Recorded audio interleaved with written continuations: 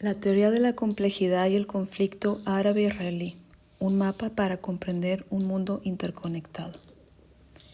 En un tiempo donde las narrativas simplistas dominan los titulares, el conflicto árabe-israelí se presenta como un caso paradigmático de cómo el pensamiento lineal fracasa ante la realidad.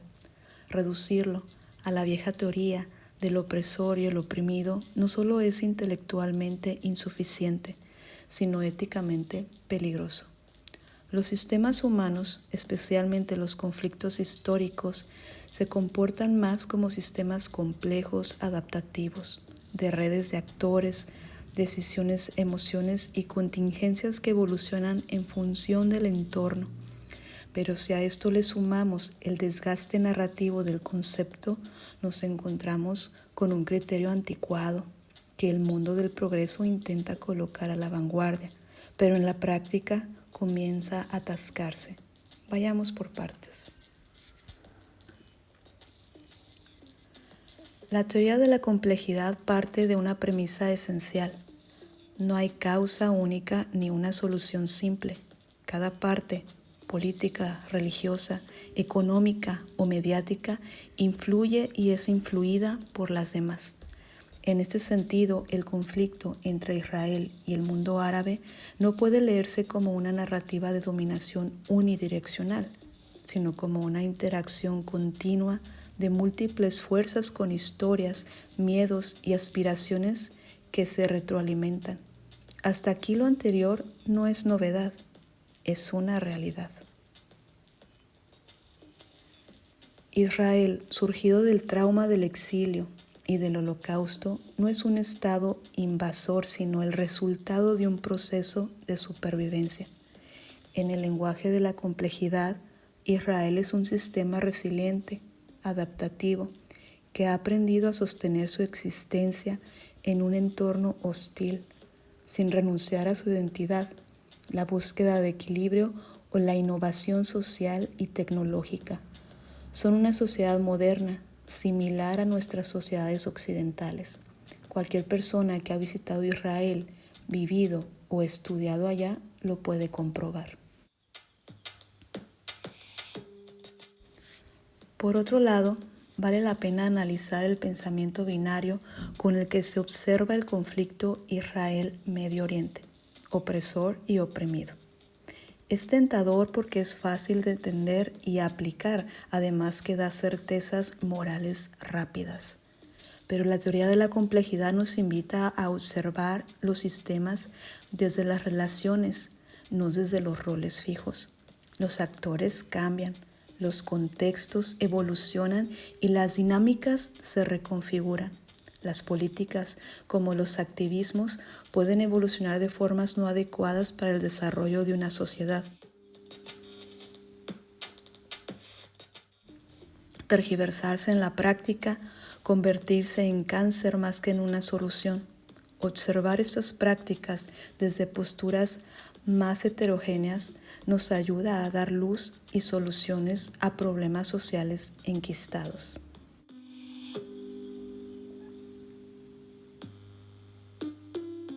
Cuando los observadores internacionales reducen a Israel al papel de opresor y a los palestinos al de oprimidos, pierden de vista el flujo sistémico, los intereses regionales, la manipulación de las poblaciones civiles por grupos terroristas, el rol de Irán, la indiferencia de países árabes ante la miseria de Palestina y la responsabilidad compartida de las potencias globales.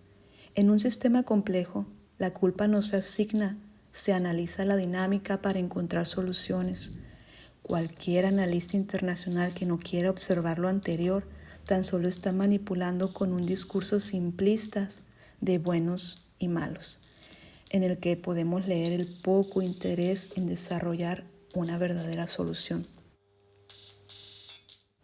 La capacidad de Israel para sobrevivir y prosperar es un ejemplo de comportamiento adaptativo frente a la incertidumbre. Rodeado de amenazas, el país ha desarrollado mecanismos de defensa, innovación y cohesión que no buscan la conquista sino la estabilidad. puede salir adelante por su sistema de defensa, inteligencia y capacidad militar, lo que permite que la población civil, niños, jóvenes, adultos y ancianos puedan desarrollarse adecuadamente, enfocarse en lo importante: estudios, familia, trabajo, hogar. No están enfocados en destruir a su adversario, sino en sobrevivir. Israel intenta preservar su ecosistema, garantizar la vida, el progreso, la educación y la democracia, incluso bajo presión constante.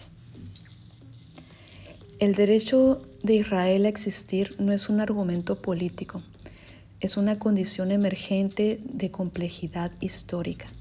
Cuando un sistema se sostiene durante décadas pese a las agresiones, genera estructuras de legitimidad natural, no solo legal o moral.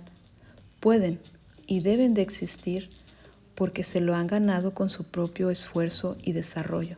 Han trabajado por ello. No son un país que vive de la caridad internacional o de la lástima colectiva.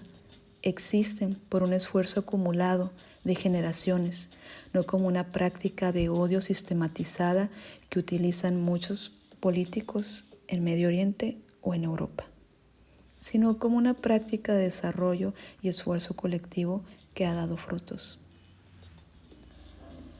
La paz no llegará desde una firma simbólica ni desde una condena selectiva. En términos complejos, la paz es un proceso emergente, no un decreto ni un lugar a donde llegar. Es una práctica, requiere nodos de cooperación, canales de comunicación estables y una disminución del caos informativo y emocional que hoy domina las percepciones. Esto exige reconocer que la coexistencia no será perfecta, pero puede ser sostenible. Implica abandonar las lecturas románticas del conflicto y construir mecanismos de convivencia realistas, donde las diferencias no sean una amenaza, sino parte del tejido adaptativo que permite que la región evolucione. La pregunta sería, ¿cómo logramos lo anterior? La teoría de la complejidad nos enseña que los sistemas sobreviven cuando aprenden, no cuando vencen. En ese sentido, ni Israel ha vencido, ni Palestina ha aprendido algo en los últimos 70 años. Ambos defienden su derecho a existir, que es válido para cada uno de los actores. Sin embargo, solo uno desea abiertamente la derrota del otro. Palestina no encarna esa lógica de aprendizaje, diálogo o sano acuerdo, mientras Israel no renuncia a la esperanza, vive en resistencia defendiéndose del vecino, pero con fe en que algún día se encuentre la paz. Si el mundo, y me refiero a los activistas y políticos occidentales, quiere aprender y no solo opinar sobre este conflicto, debe abandonar la linealidad moral y adoptar una mirada total, completa, sistémica, porque en el entramado de relaciones humanas, la paz no es un estado final, sino un proceso en constante adaptación, en el cual incluso pueden participar otros actores, porque dentro de la complejidad todos somos moléculas interconectadas y lo que afecta a uno nos afecta directamente a nosotros.